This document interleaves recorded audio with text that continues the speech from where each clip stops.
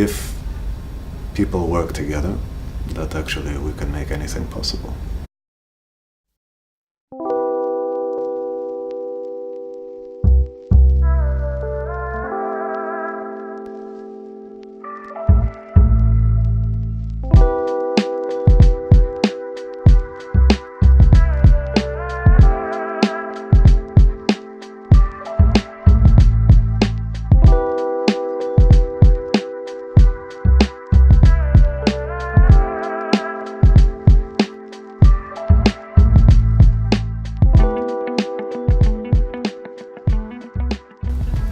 The DRL is a space for experimentation.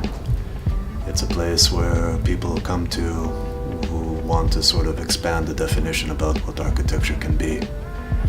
We work in a way which is really about trying to explore ideas, trying to see how architecture can participate in many different sort of fields. We try to look at the issues around computation. We try to explore ideas about the future of culture and the future of living and the future of work. The students that are coming here, the faculty, all believe that design is very important. We're unapologetic about the fact that we believe that architecture is really a way of thinking about problems, and through space as an interface we explore these ideas through the making, through the production, through the thinking, conceptualization, and the delivery of what we're sort of speaking about as design research. The DRL is a platform where like-minded people come together to challenge the architectural discipline. I think that it is quite a unique place, especially for postgraduates, because it allows for a comprehensive design research on materials and computational design tools that really allow you to go in depth into what architecture really means beyond just building and beyond just the physical. I mean, the history of the DRL started, I think, primarily with the advent of digital tools. And in the late 90s, it was one of the first programs that was really sort of bringing back, I think, a certain kind of culture of digital design and experimentation, like the Architecture Machine Group and other things at MIT and other places. Fundamentally, it was really looking at continuous surfaces and digital tools and really starting to think about how the work environment and culturally things were actually changing because of these technologies. As the program has evolved and the way that we structure it, reinventing itself every 3 or 4 years, the challenges, the idea of how architecture could be materialized in the world, the changing of the role of these technologies that have become pervasive in everyday life became a very important part of how we started to critically think how we can sort of participate in a lot of things, from housing to working to basically what we consider culture today. So architecture, at the very heart of it, became more prototypical, more scenario-driven. It tried to really start to think about, from the scale of a brick to the scale of urbanism, how we could think about using computational platforms, using ideas of thinking and making as a way to really problematize architecture today. Architecture, fundamentally for us, is really about experimentation and really thinking about how we can innovate and produce, I think, the next generation of young practitioners that could really go out into the world and try to really participate across the board in an expanded idea of what design really is. Yeah, so I came to the DRL when it first was initiated. I was maybe the second or third generation, depending on the definition. And at the time, I think its identity, it was really around trying to explore these new tools. I think as I was sort of exploring that, I think the thing that was the most meaningful thing is actually how people work together and how this sort of challenges, I think, the orthodoxy of who an architect is.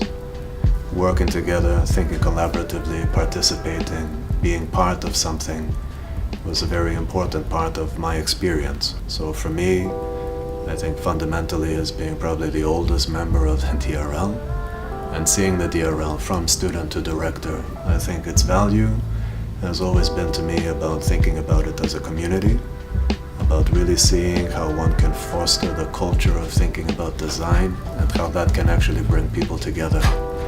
I think it's really important today more than ever.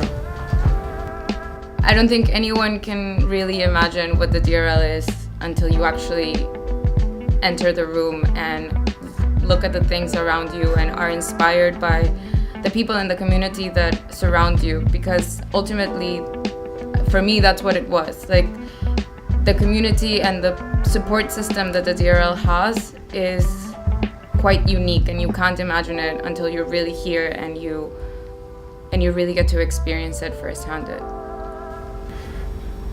I mean, the DRL is part of, I think, a lineage that people would consider radical or experimental within the world of architecture. And I think fundamentally what that really means is that we demand more. We want architecture really to be challenged.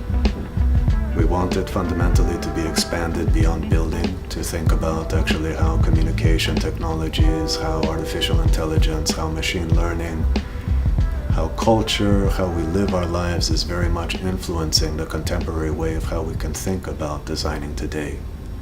And because I think architecture has a deep responsibility to social issues, I think it's a very important tool to be able to communicate with people about how they live, how they want to work, and how they can actually ask more of architecture for themselves. So I think a lot of the things that we're trying to do with the concept of radicality is much more to make it more inclusive, to have people be able to participate, to design systems that are using intelligence as a way to help construct, I think, a more informed way of thinking about architecture. We want architecture, in some sense, to enable people, to allow people to be curious and creative, and in some way to create environments that really offer more. I feel extremely empowered because I feel like I know how to do a lot of things, and I know how to problem solve in a very broad way. It's a very liberating feeling of knowing that you can do a little bit of everything and have your input in every sort of conversation with other professionals, not only architects but also game developers and engineers, and across all their disciplines you're knowledgeable on the topics. The projects at the DRL are not individualistic. Like, they can only be realized if you're able to collaborate with your teammates and able to sort of like everyone has their interest and delegate different parts of the work in order for the project to become bigger than what it's supposed to be. I think that after the DRL, you leave this place sort of questioning everything that's out there. You are more careful with the things that are being showcased, and you question and you sort of imagine in what ways you can find design opportunities in those things rather than just accepting them for what they are. I think that the DRL really sets up a framework for experimentation, and not only within the walls of the DRL, but even when you step outside, like, your mind is sort of set in those ways. So you begin to question everything and start to imagine how those things can become a design opportunity, or they can be reimagined and retested. It's kind of important to find your own path.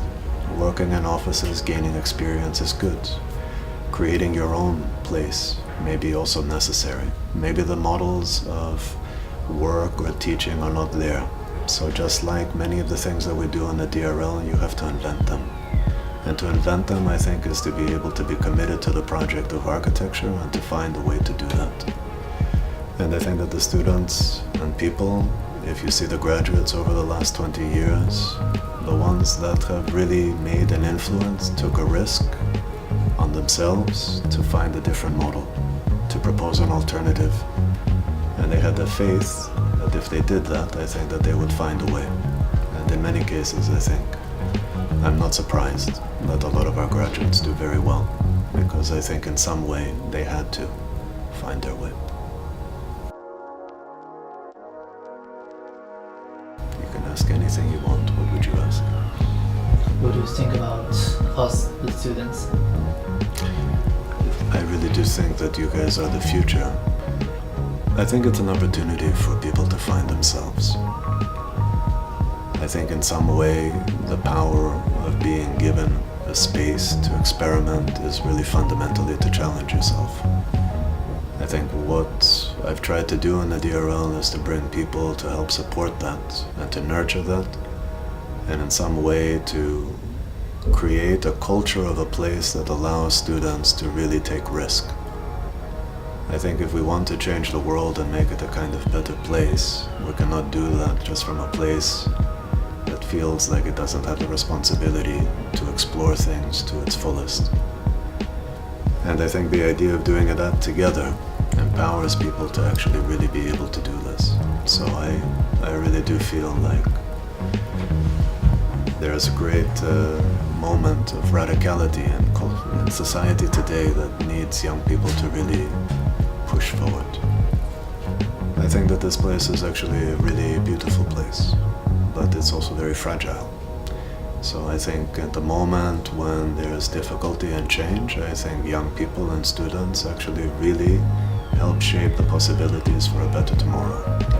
So I feel quite optimistic that